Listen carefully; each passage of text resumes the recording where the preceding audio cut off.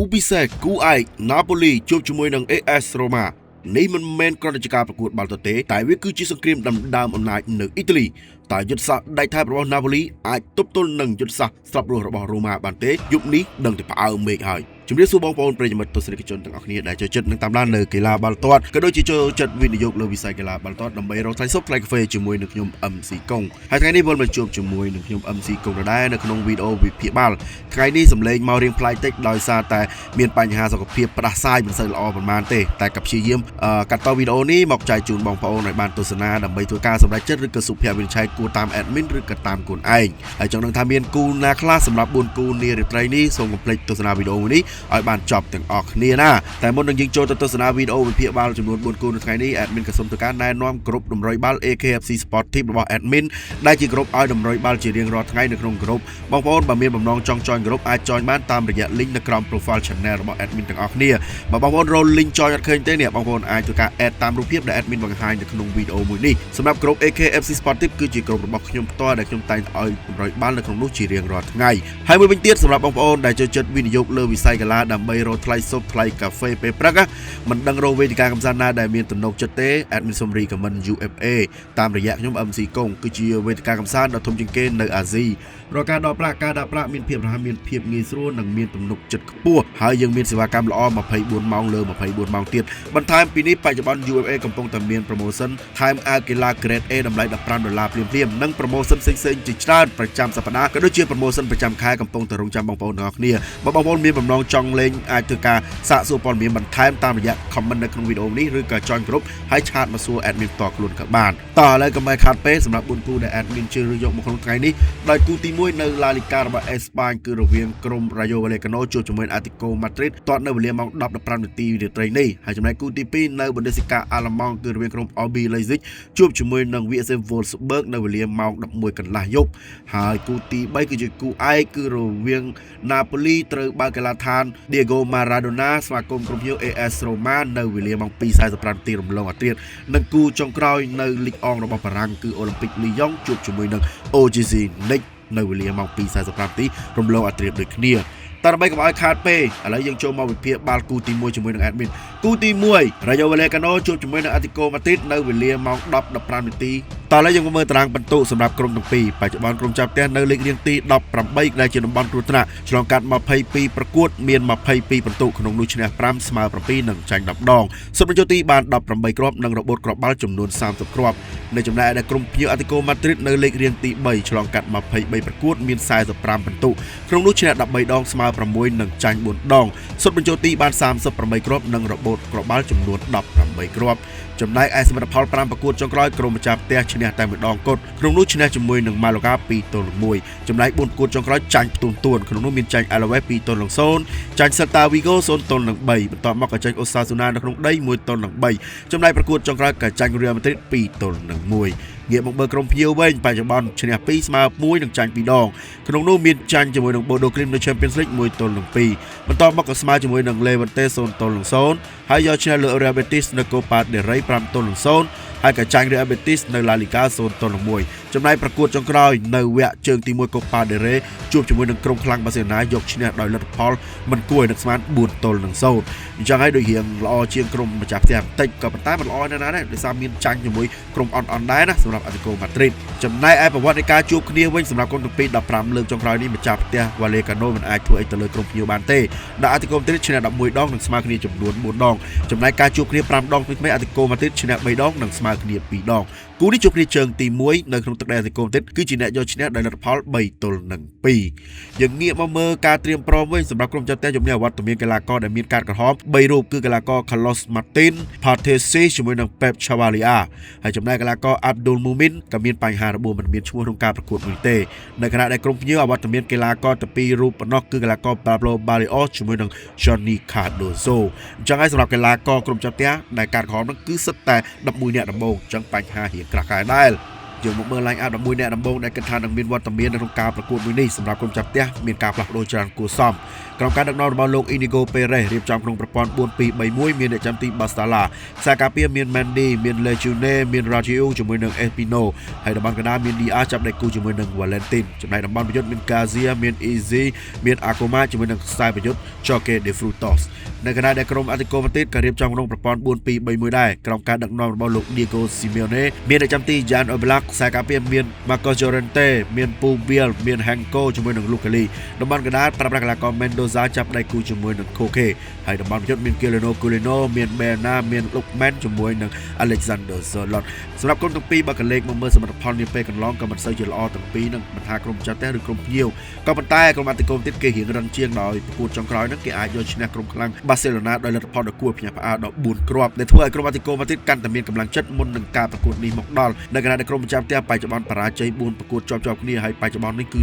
កំពុងតែត្រូវការខ្លាំងណាស់សម្រាប់3ពិន្ទុដើម្បីមានឱកាសរួចចេញពីតំបន់ដែលត្រូវកាត់ចោលក៏ប៉ុន្តែដោយសារគុណភាពកីឡាករក៏ដូចជាមានបញ្ហាកីឡាកររបួសនឹងទៅរៀងយ៉ាប់ថ្ងៃយប់នេះទោះបីជាលេខក្នុងដីក៏មិនប្រកាសថាបានប្រៀបទៅលើ Atletico Madrid ដែរដូច្នេះសម្រាប់គូនេះ admin សូមធ្វើការរីខមមិនទៅឲ្យបងប្អូនស្នេហាទៅលើក្រុម Atletico Madrid បានគិតថាយប់នេះ Atletico Madrid អាចឈ្នះយ៉ាងអន់ក៏ប្រផុតភ័យ1គ្រាប់ទល់0ឬក៏2-1ដែរគូនេះស្នេហាទៅលើ Atletico Madrid បន្តជាមួយនឹងខ្ញុំនៅគូទី2រវាងក្រុម RB Leipzig ជួបជាមួយនឹង VfL Wolfsburg នៅក្នុងបណ្ឌិតសិការបស់អាឡម៉ង់នៅវេលាម៉ោង 11 កន្លះយប់យើងងាកមកមើលតារាងពិន្ទុសម្រាប់ក្រុមទាំងពីរក្រុមម្ចាស់ផ្ទះបច្ចុប្បន្ននៅលេខរៀងទី4ឆ្លងកាត់21ប្រកួតមាន39ពិន្ទុក្នុងនោះឈ្នះ12ដងស្មើ3និងចាញ់6ដងសុទ្ធបញ្ចូលទីបាន40គ្រាប់របូតគ្រាប់បាល់ចំនួន28គ្រាប់នៅខណៈដែលក្រុម Wolfsburg នៅលេខរៀងទី15ឆ្លងកាត់21ប្រកួតមាន19ពិន្ទុក្នុងនោះឈ្នះ5ស្មើ4និងចាញ់12ដងសុទ្ធបញ្ចូលទីបាន29គ្រាប់និងរបូតគ្រាប់បាល់ចំនួន44គ្រាប់មកមើលសមិទ្ធផលសម្រាប់ក្រុមទាំងពីរក្រុមចាប់ផ្ទះមានឈ្នះមានចាញ់ក្នុងនោះឈ្នះ2ស្មើ1និងចាញ់2ដង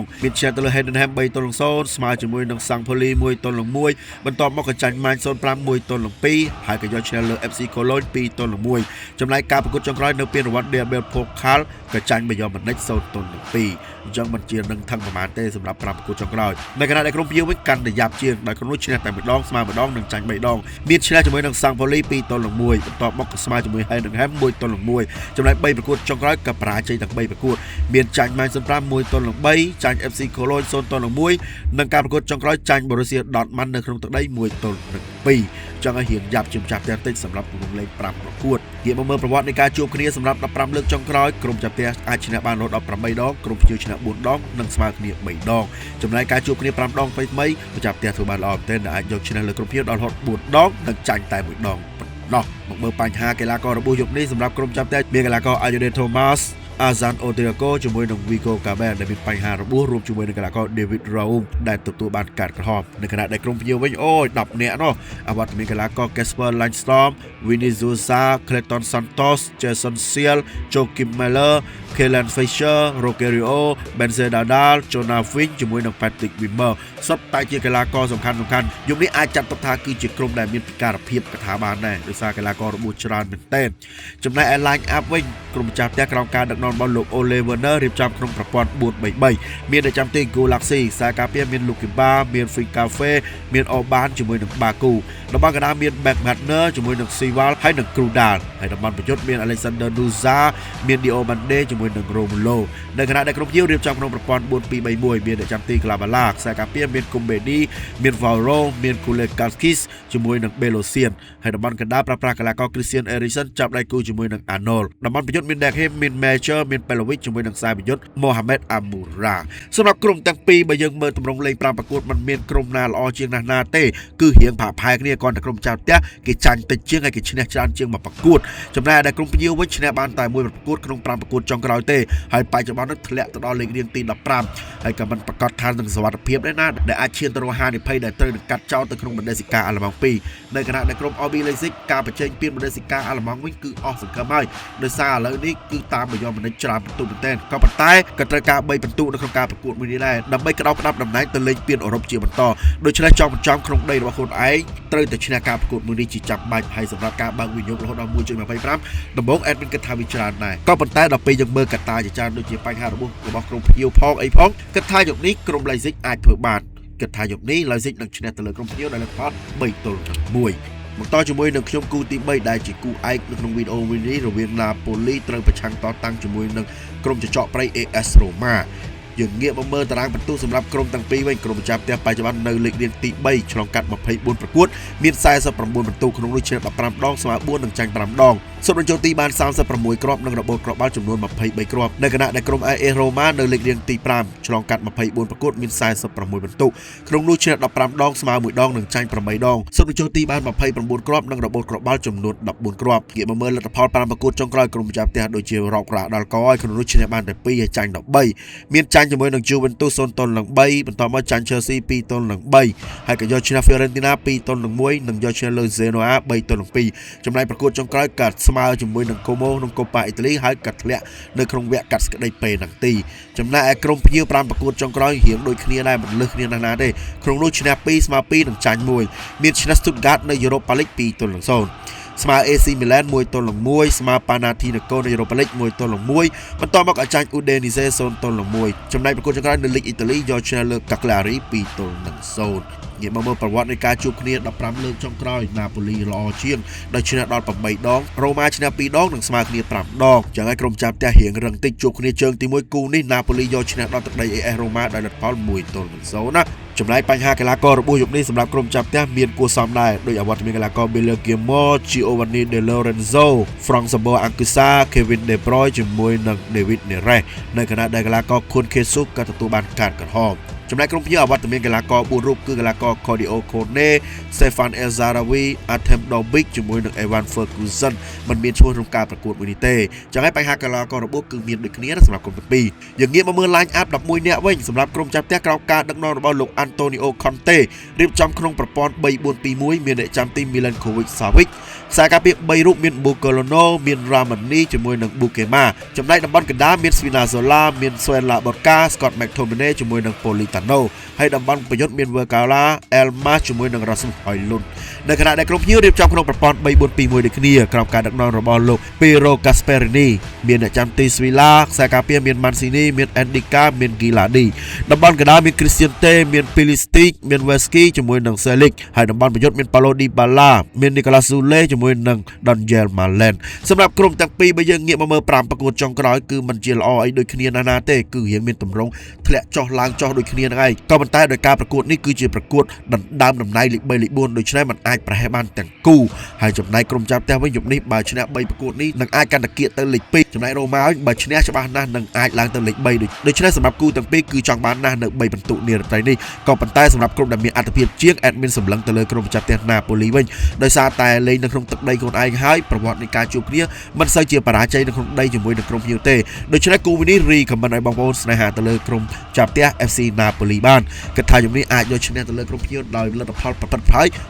1-0បន្តជាមួយនឹង admin នៅគូទី4ដែលជាគូចុងក្រោយនៅក្របខ័ណ្ឌលីកអង់របស់បារាំងរវាងក្រុមអូឡ িম্প ពិកលីយ៉ុងជួបជាមួយនឹង OGC Nice ងាកមកមើលតារាងបន្ទុកសម្រាប់ក្រុមចាប់ផ្ទះបច្ចុប្បន្ននៅលេខរៀងទី3ឆ្លងកាត់21ប្រកួតមាន42បន្ទុកក្នុងនោះឈ្នះ13ដងស្មើ3ដងនិងចាញ់5ដងសុទ្ធបញ្ចូលទីបាន34គ្រាប់និងរបូតគ្រាប់បាល់ចំនួន20គ្រាប់នៅខណៈដែលក្រុមភ្ញៀវនៅលេខរៀងទី14ឆ្លងកាត់21ប្រកួតមាន23បន្ទុកក្នុងនោះឈ្នះ6ដងស្មើ5និងចាញ់ដល់10ដងសុទ្ធបញ្ចូលទីបាន27គ្រាប់និងរបូតគ្រាប់បាល់ចំនួន38គ្រាប់ងាកមកមើលលទ្ធផល5ប្រកួតចុងក្រោយសម្រាប់ក្រុមចាប់ផ្ទះអូយល្អដូចផ្កាម៉ោង10ចឹងលោកអើយឈ្នះឡើង5ប្រកួតជាប់គ្នាក្នុងនោះមានឈ្នះ Met FC 5-2បន្តយកឈ្នះលើ PAOK នៅ Europa League 4-2បន្តយកឈ្នះ Lille FC 1-0ហើយបន្តយកឈ្នះលើ Laval នៅ Coupe de France 2-0ចំណែកប្រកួតចុងក្រោយក៏ធ្វើបានល្អយកឈ្នះលើក្រុម Nantes 1-0ចឹងល្អខ្លាំងប្រកួតចុងក្រោយរបស់លីយ៉ុងនៅខណៈដែលក្រុមភ្ញៀវវិញឈ្នះ2ស្មើ2និងចាញ់1ដងមានឈ្នះជាមួយនឹង Nantes 4-1ចាញ់ Ludo Goretz នៅ Europa League 0-1ស្មើជាមួយនឹង OGC Brest 2-2បន្ទាប់មកក៏យកឈ្នះលើ Montpellier 3-2ចំណែកប្រកួតចុងក្រោយបានទៅស្មើជាមួយនឹង AS Monaco នៅក្នុងទឹកដីរបស់ខ្លួនឯង0-0ងាកមកមើលប្រវត្តិនៃការជួបគ្នាសម្រាប់ក្រុមទាំងពីរ15ដងក្រុមចាប់ផ្ទះឈ្នះ8ក្រុមភ្ញៀវឈ្នះ5ដងនិងស្មើគ្នា2ដងជួបគ្នាការប្រជែងទី1នៅទឹកដីនេះគឺក្រុមនេះយកឈ្នះលើលីយ៉ុងដោយលទ្ធផល3-2ងាកមកមើលបញ្ហាកីឡាកររបួសវិញសម្រាប់ក្រុមចាប់ផ្ទះអវត្តមានកីឡាកររបួសរហូតដល់5នាក់មានកីឡាករ Alfonso Moreira,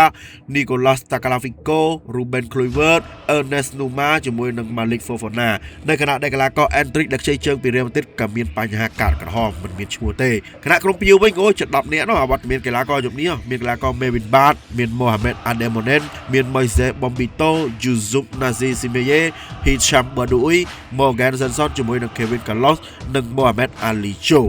បញ្ហាលំបូសិតតែកីឡាករសំខាន់ណាក្រុមភ្ញៀវមិនធម្មតាទេចឹងយប់នេះរៀបយ៉ាប់ហើយជួបក្រុមចាប់ផ្ទះអញ្ចឹងគេមកមើល line up 11អ្នកដំបូងក្រុមចាប់ផ្ទះក្នុងការដឹកនាំរបស់លោក Paulo Fonseca រៀបចំក្នុងប្រព័ន្ធ 4-2-3-1 មានតែចាំទី Gray Ape ខ្សែការពារមាន Mata មាន Midland Knight មាន Nikate ជាមួយនឹង Abner តំបន់កណ្ដាលមានកីឡាករ Tyler Morton ជាមួយនឹង Tasman តំបន់ប្រយុទ្ធមាន Himbert មាន Nati មាន Mera ជាមួយនឹង Pavel Sul នៅខណៈដែលក្រុមភ្ញៀវក៏រៀបចំក្នុងប្រព័ន្ធ 4-2-3-1 ដែរក្រោមការដឹកនាំរបស់លោក Claude Puel មានតែចាំទី Dupe ខ្សែការពារមាន Close មាន Ompong មាន Dante ជាមួយនឹង Abdi តំបន់កណ្ដាលមាន Zamet ចាប់ដៃគូជាមួយនឹង Van Houte ចំណែកតំបន់ប្រយុទ្ធប្រើប្រាស់កីឡាករ Luzat Diviop Jenson ជាមួយនឹងខ្សែប្រយុទ្ធ Wahi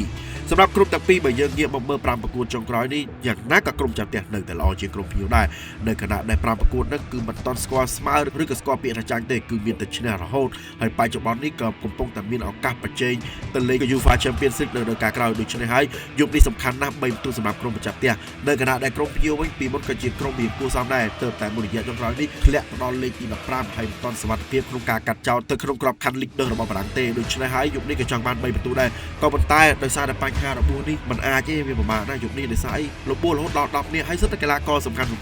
នៅខណៈដែលលីយ៉ុងវិញកីឡាករសំខាន់ក៏មានក៏ប៉ុន្តែក៏មានកីឡាករដែលជំនួសកីឡាករដែលវត្តមានដែរហើយបានលេងនៅក្នុងទឹកដីរបស់ខ្លួនឯងទៀតហើយណាមួយ5ប្រកួតដែលឈ្នះជាប់គ្នានឹងក៏ផ្ដល់កម្លាំងចិត្តឲ្យកាន់តែមានកម្លាំងចិត្តយកឈ្នះប្រកួតទី6ជាបន្តគូនេះរីកមិនដល់បងប្អូនស្នេហាទៅលើក្រុមអូឡ িম্প ិកលីយ៉ុងកថាយប់នេះបើមិនឈ្នះ 2-1 ទេក៏ឈ្នះ 2-0 ទៅលើក្រុមភ្ញៀវ OGC នេះសម្រាប់4គូដែល admin វិភាគនៅក្នុងវីដេអូមួយនេះក៏ចប់ហើយឥឡូវសូមមកធ្វើការសរុបឲ្យបងប្អូនស្ដាប់ម្ដងទៀតសម្រាប់គូទី1រវាងក្រុម Rayo Vallecano ជួបជាមួយនឹង Atletico Madrid គូនេះឲ្យបងប្អូនស្នេហាទៅលើក្រុមភ្ញៀវ Atletico Madrid គូទី2 RB Leipzig ជួបជាមួយនឹង Wolfsburg គូនេះរីកមិនឲ្យបងប្អូនស្នេហាទៅលើក្រុមចាប់ផ្ទះ RB Leipzig ចំណែកគូទី3គូឯក Napoli ជួបជាមួយនឹង AS Roma គូនេះឲ្យលេខស្មើទៅលើក្រុមចាប់ផ្ទះ Napoli ចំណែកគូចុងក្រោយ Olympique Lyon ជួបជាមួយនឹង OGC នេះគូនេះរីកមិនឲ្យបងប្អូនស្នេហាទៅលើក្រុមចាប់ផ្ទះ Olympique Lyon គិតថា4គូដែល admin វិភាគនៅថ្ងៃនេះនឹងមិនធ្វើឲ្យបងប្អូនខកម្ដងហើយនឹងឲ្យបងប្អូនទទួលទានស៊ុបទទួលទានកាហ្វេពេលព្រឹកជាមួយនឹង admin ឲ្យបានច្រើនទាំងអស់គ្នាក៏ប៉ុន្តែបើបងប្អូនគិតថា4គូនេះមានចំនួនតិចតួចចង់បានបន្ថែមអូខេ join ក្រុម AKFC Sport Team link នៅក្រោម profile channel របស់ admin ទាំងអស់គ្នាបើបងប្អូនរក link មិនឃើញទេអាចចុច add បានតាមរយៈរូបដែល admin បង្ហាញនៅក្នុងវីដេអូមួយនេះហើយមួយវិញទៀតសម្រាប់បងប្អូនដែលចូលចិត្តកំសាន្តវិនិយោគលើវិស័យកីឡាតែមិនដឹងរកវេទិកាកំសាន្តណាដែលមានទំនុកចិត្ត admin សូមធ្វើការ recommend UFA ជាវេទិកាកំសាន្តដ៏ធំជាងគេនៅអាស៊ីរាល់ការដកប្រាក់មានភាពរហ័សមានភាពងាយស្រួលនិងមានទំនុកចិត្តខ្ពស់ហើយយើងមានប្រូម៉ូសិនផ្សេងៗជាច្រើនដែលបច្ចុប្បន្នមានប្រូម៉ូសិន Time Grade A តម្លៃ$15ដ៏ស្រស់ស្អាតជូនបងប្អូនភ្លាមៗដោយគ្រាន់តែធ្វើការបង្កើត account និងដាក់ទឹកប្រាក់$50ឡើងទៅហើយក៏នៅមានប្រូម៉ូសិនផ្សេងៗជាច្រើនទៀតមិនថាប្រូម៉ូសិនប្រចាំសប្តាហ៍ក៏ដូចជាប្រូម៉ូសិនប្រចាំខែនោះទេចុះបងប្អូនអាចបើកចិត្តកំសាន្តដោយសេរីជាមួយនឹង UFA ហើយសម្រាប់វីដេអូវិភាគបាល់4គូនៅក្នុងថ្ងៃនេះក៏ឈានដល់ទីបញ្ចប់ហើយសម្រាប់ខ្ញុំផ្ទាល់ក៏ទៅធ្វើការជម្រាបលាបងប្អូនដែរតែមុននឹងជម្រាបលាសូមបងប្អូនជួយជាកម្លាំងចិត្តដោយគ្រាន់តែធ្វើការចុច like ចុច share ចុច subscribe និងចុចបើកបណ្ដឹងឲ្យ admin អ្នកមួយផងដើម្បីជាកម្លាំងចិត្តឲ្យ admin ហើយពេលនេះ admin សូមជម្រាបលាបាយ